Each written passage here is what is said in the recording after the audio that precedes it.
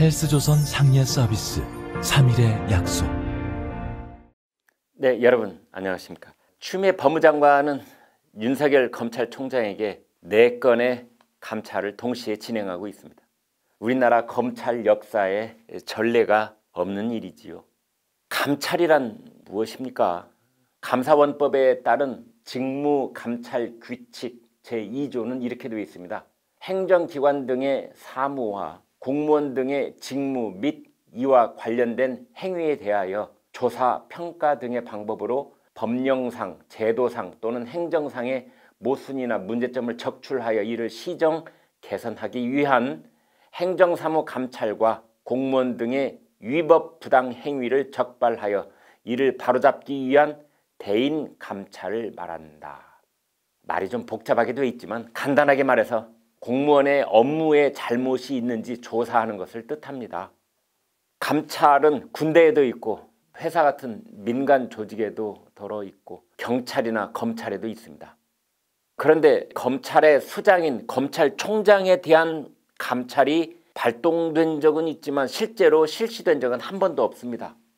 혼외자 의혹이 제기됐던 최동목 전 검찰총장은 법무부의 감찰 발표가 있자마자 곧바로 옷을 벗었습니다. 그래서 추미애 장관이 윤석열 총장을 감찰하는 것은 검찰 사상 첫 사례가 되는 것입니다.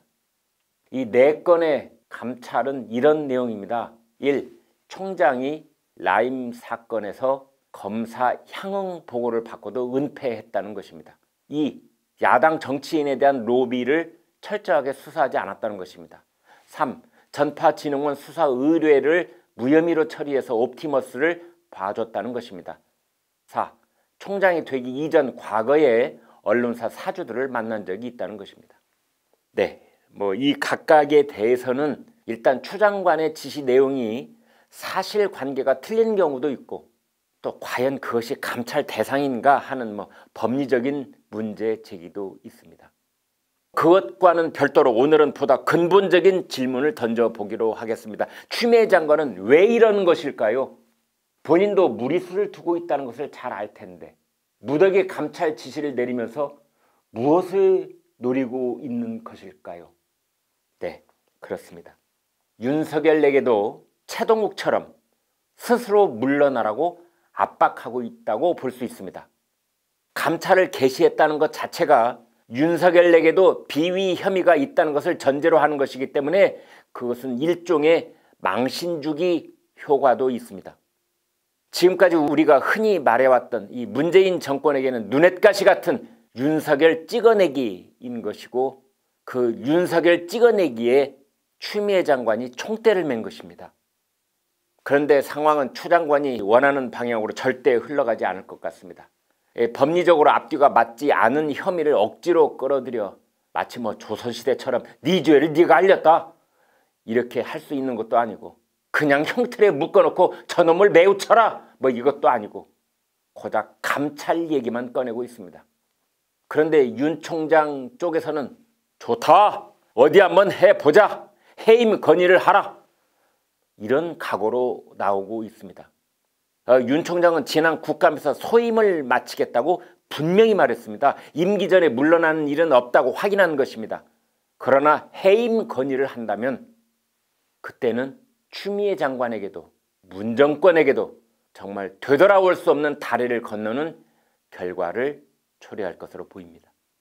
이런 진행과는 반대로 윤 총장은 법무장관에 대해서 인사권, 수사지휘권, 감찰권이 남발되고 있다는 고소고발이 있을 경우 법무장관에 대해 직권남용 혐의로 수사를 개시할 수도 있습니다. 2차례 발동된 장관의 수사지휘권에 대해 윤 총장은 위법하다, 부당하다 이렇게 분명하게 밝혔습니다. 지금은 참고 있지만 여차하면 법원으로 끌고 갈 수도 있다는 뜻입니다.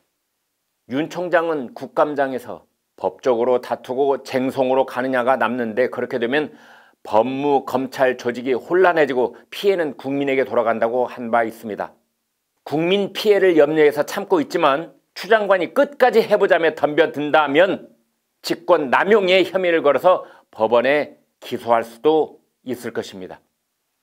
물론 청와대와 추 장관도 이렇게 윤석열 찍어내기를 밀어붙여서 해임 건의를 할 경우에 제 무덤 파기가 될 것이란 두려움을 갖고 있습니다.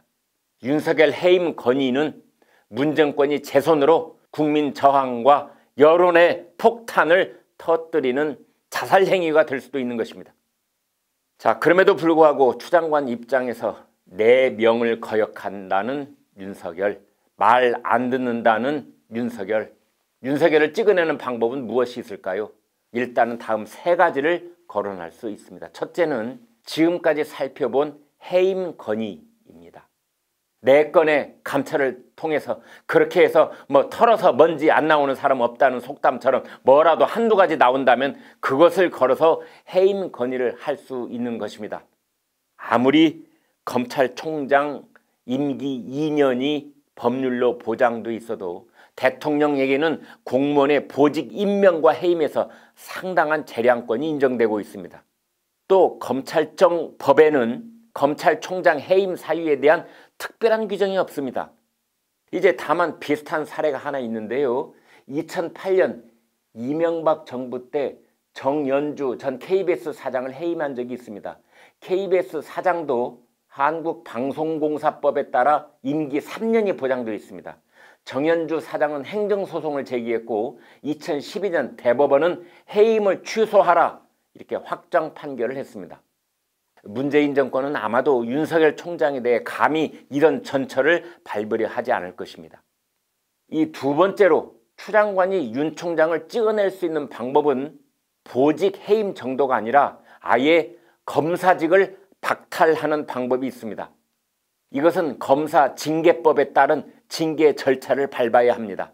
외부 인사가 참여하는 징계위원회가 의결을 하고 그 결과를 갖고 법무장관이 대통령에게 제청할 수 있습니다.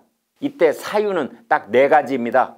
정치 참여, 다른 직업 겸임, 업무 태만, 품위 손상 등입니다.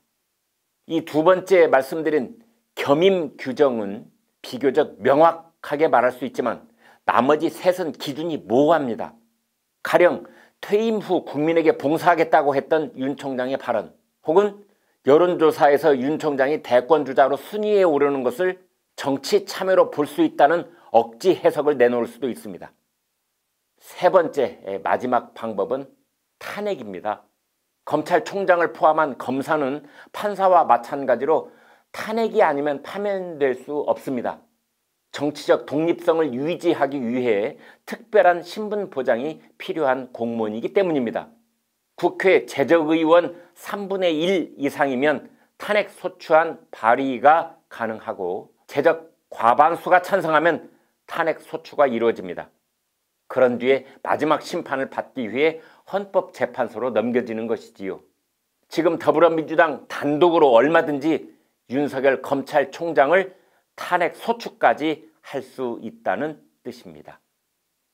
자, 이상 세 가지로 윤석열 찍어내기 방법을 정리해 봤습니다. 그러나 추미애 장관이나 청와대나 감히 겁이 나서 어떤 방법도 쉽게 선택하지는 못할 것으로 보입니다. 지금 공을 넘겨주고 차분히 기다리고 있는 사람은 윤석열입니다. 그는 느긋합니다. 추 장관은 인사학살로 윤 총장의 손발을 자르고 수사주의권 발동으로 다시 몸을 꽁꽁 묶어놓고 이제는 감찰카드 넉 장을 흔들면서 겁을 주고 있지만 오히려 초조한 쪽은 추 장관일 것입니다.